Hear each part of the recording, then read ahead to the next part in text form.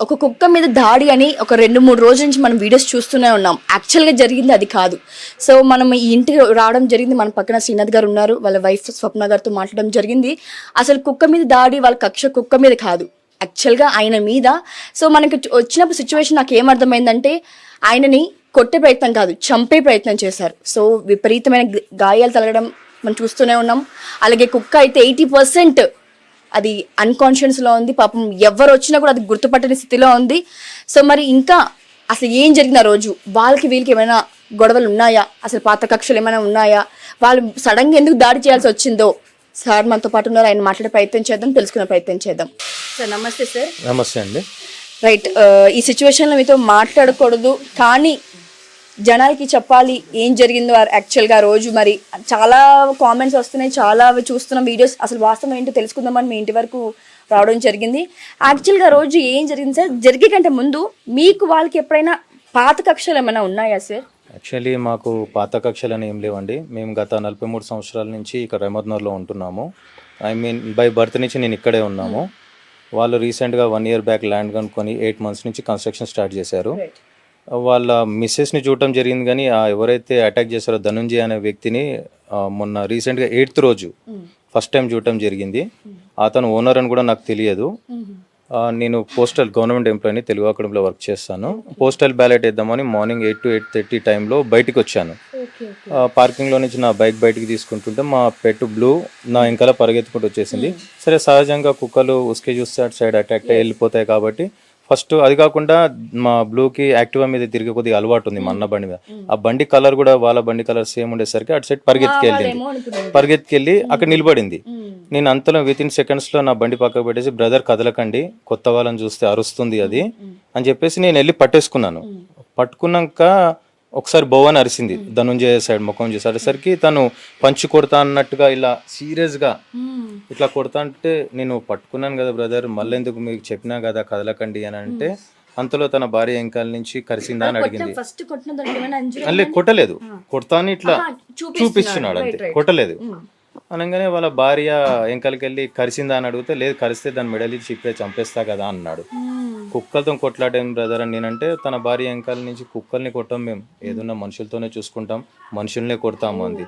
అరే ఏంటి దీనికోసం అంది మనుషుని కొడతా అంటారేంది, ఇప్పుడు చూసుకుంటారా అన్నట్టు మాట పెరిగింది. వర్గల్ లాంగ్వేజ్ యూజ్ చేయడం స్టార్ట్ చేశారు వాళ్ళు. మేము తిట్టాం. అంతలో డిఫెన్స్ చేయడానికి నాకు బాబులు 2 కింద ఉన్నారు, వాళ్ళు ఉరికొచ్చి పట్టుకున్నారు.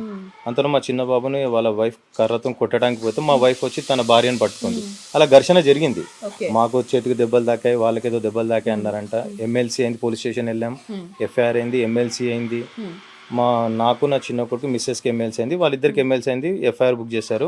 మీరు పరస్పరం ఎవరు గొడవ పడద్దు అని చెప్పి చెప్తున్నా కూడా పోలీస్ స్టేషన్ నుంచే స్టార్ట్ చేశారు. నిన్న ఇవాళ సాయంత్రం వరకు చంపేస్తాం ముందే. ఫస్ట్ బయట థ్రెటనింగ్ ఇచ్చారు, మేము లోపలికి వచ్చి సార్ ఇట్లా అంటున్నారు అని అన్నాము. లోపల కూర్చోబెడతారు కదా, అటు సైడ్లో కూర్చోబెడతారు.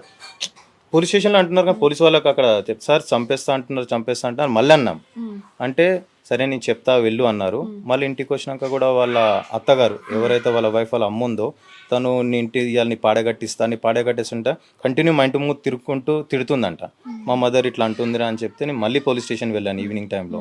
వెళ్తే మాదేవ్ గారు ఉన్నారు, ఎస్ఐ గారు, ఇక్కడ మర్డర్ జరిగిందమ్మా మాధురా నగర్లో, మేము కొద్దిగా టెన్షన్లో ఉన్నాం, నేను చెప్తాను మీరు రియాక్ట్ కాకండి అని అంటే, సరే మేడం అని చెప్పేసి వచ్చేసాం. మేము కామన్గా ఏదైనా కొట్లాట్ అయితే సీరియస్గా అంటారు కదా, ఎవరంతా అది ఉండదు కదా అన్నట్టుగా నేను లైట్ తీసుకొని వచ్చేసాను. నా పనిలో నేనున్నాను, మా పిల్లలు వాళ్ళు సమ్మర్ వెకేషన్స్కి బయటకు వెళ్ళారు. ఎలక్షన్ డ్యూటీ ఉందని నేను 2-3 days బయటకు వెళ్ళిపోయాను. మంగళవారం రోజు పొద్దున్నుంచే నా కోసం కాపు కాచుకున్నారని తెలిసింది. అంతలో మా బ్రదర్ మిస్టేక్గా మా బ్రదర్ శ్రీధర్ ఉంటారు, గుడి దగ్గర ఉంటారు, అతనికి ఫోన్ వెళ్ళాక నాకు ఇమీడియట్గా ఫోన్ చేశారు, శ్రీనాథ్ భాయ్ ఇట్లా గొడవ అవుతుంది, నువ్వు జాగ్రత్తగా ఉండు, నేను అటాక్ చేస్తున్నారంటే నాకేం అర్థం కాలే. మా ఓన్ బ్రదర్కి ఫోన్ చేసి అన్న ఇట్లా అటాక్ చేస్తున్నారంటే, నువ్వు ఎక్కువ చేయకు, 2 minutesలో కిందికి వచ్చేసి మన ఇద్దరం కలిసి పోలీస్ స్టేషన్ పోదాము అన్న. సరే 2 minutesలో మనం అక్కడికి పోతే ఎంత టైం అవుతుంది అని చెప్పి మా బ్లూని వాక్ కోసం కొద్దిగా ఎక్కువ దూరం కూడా వెళ్ళలేదు, నా పార్కింగ్ ప్లేస్లోకి వెళ్ళాను. దాన్ని తీసుకొని రిటర్న్ వచ్చే లోపే నాకు టైం లేకుండా అటాక్ చేసేసారు. ఎంతమంది అండి మీరు? 7 members వచ్చారండి, కానీ 5 members కొట్టారు అని అంటున్నారు. నాకు 100% ఫస్ట్ 3 వెళ్ళారు, తర్వాత ముందు నుంచి 4 వచ్చారు. ఫస్ట్ టైం చూసానండి అందరినీ.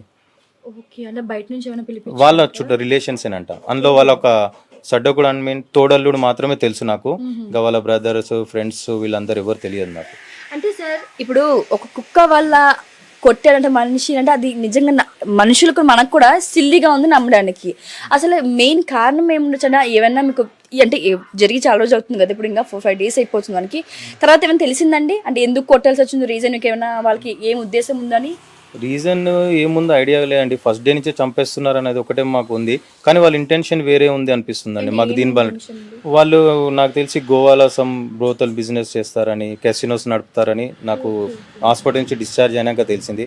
అయితే వాళ్ళు ఇక్కడ కొత్తగా ఇల్లు కట్టుకుంటున్నారు కాబట్టి వీళ్ళు పాత వాళ్ళు ఉన్నారు, వీళ్ళని ఒక్కళ్ళని కొట్టి పడేస్తే ఇంకా రేపు పొద్దున మనం ఏం చేసినా కూడా ఇక్కడ ఎవరు అడ్డు ఉండరు అనే ఇంటెన్షన్ తోని మనదే నడుస్తుంది ఇక్కడ అనే ఉద్దేశంతో చేశారని అనుకుంటున్నాను. అంటే మిమ్మల్ని కొట్టిన సమయంలో అంటే ఫస్ట్ డే 8th రోజు జరిగిన సమయంలో ఏమైనా డ్రంక్ చేశారండి వాళ్ళు, తాగినారా? ఆ రోజు 8th రోజు లేరండి, 14th రోజు మాత్రం కంపల్సరీ మత్తులో ఉన్నారు వాళ్ళు అందరు. కంప్లీట్ ఎంతమంది వచ్చారో అంతమంది మత్తులోనే ఉన్నారు. అంటే లైక్ ఏమైనా మత్తు పదార్థాలు వెరైటీ ఏమైనా తీసుకుంటారా లేకపోతే? గాంజా ఇక్కడ లోకల్లో దొరికేటి అని ఏదైనా వాడచ్చు, గాంజా వాడారు కొకైన్ వాడారు అని నీకు తెలియదు, కానీ మత్తులో మాత్రం 100%. ఎందుకంటే కామన్ గా లిక్కర్ తాగిన మనిషి ఒక 2 దెబ్బలు కొట్టి వాడు కింద పడతాడు. ఎంత తాగినా తాగకుండా లిక్కర్ తాగి అటాక్ చేయడం అనేది కాదు, అది కంపల్సరీ డ్రగ్స్ లో ఉంటేనే అలా అవుతుంది అండి. అంటే మిమ్మల్ని ఏ వాటితో తీసుకొట్టారండి? ఏమైనా రాడ్స్ యూజ్ చేశారా? ఒక రాడ్ పట్టుకొచ్చారండి, మిగతా వాళ్ళందరూ నేల్స్ ఉన్న సెంట్రింగ్ కర్రలతో అటాక్ చేశారు, మూలలతో అటాక్ చేశారండి.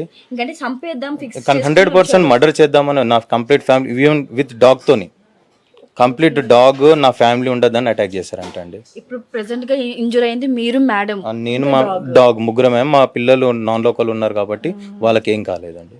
రైట్. సో చివరిగా మీరు పోలీస్ వారికి కానీ లేదా ప్రభుత్వానికి కానీ ఏమి న్యాయం కావాలి మీకు, మీ కుటుంబానికి అని కోరుతున్నారండి?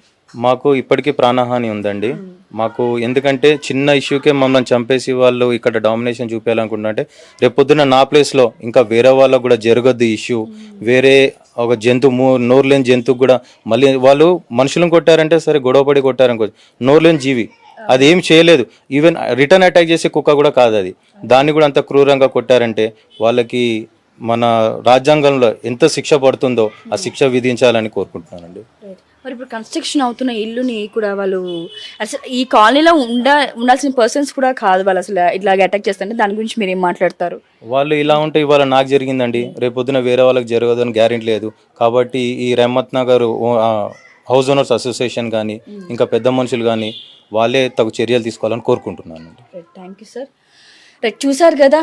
సో డాగ్ కోసం వచ్చి మనిషి ప్రాణాన్ని తీయడానికి వాళ్ళు సిద్ధమయ్యారు. సో కానీ బై ఛాన్స్ దేవుడి దయ వల్ల ఇద్దరు ప్రాణం నుంచి బయటపడ్డారు. ఇలాంటివి జరగకూడదని పోలీసు వారిని అలాగే మీడియా వారిని కూడా వాళ్ళు కోరడం జరిగింది. కెమెరా పర్సన్ బబ్లుతో సరిత, హైదరాబాద్. ఇప్పుడు ఆపరేషన్ లేకుండానే మోకాళ్లకు ప్లాస్మా ట్రీట్మెంట్, మీ ఆర్థోపెటిక్ సమస్యలన్నిటికీ రోబోటిక్ టెక్నాలజీ ద్వారా తక్కువ ఖర్చుతో శాశ్వత పరిష్కారం, ఫ్రీ కన్సల్టేషన్, ప్రతి ట్రీట్మెంట్ పై 20% డిస్కౌంట్. ఈ ఆఫర్ కొద్ది రోజులు మాత్రమే, త్వరపడండి. V9 hospitals 9281465842.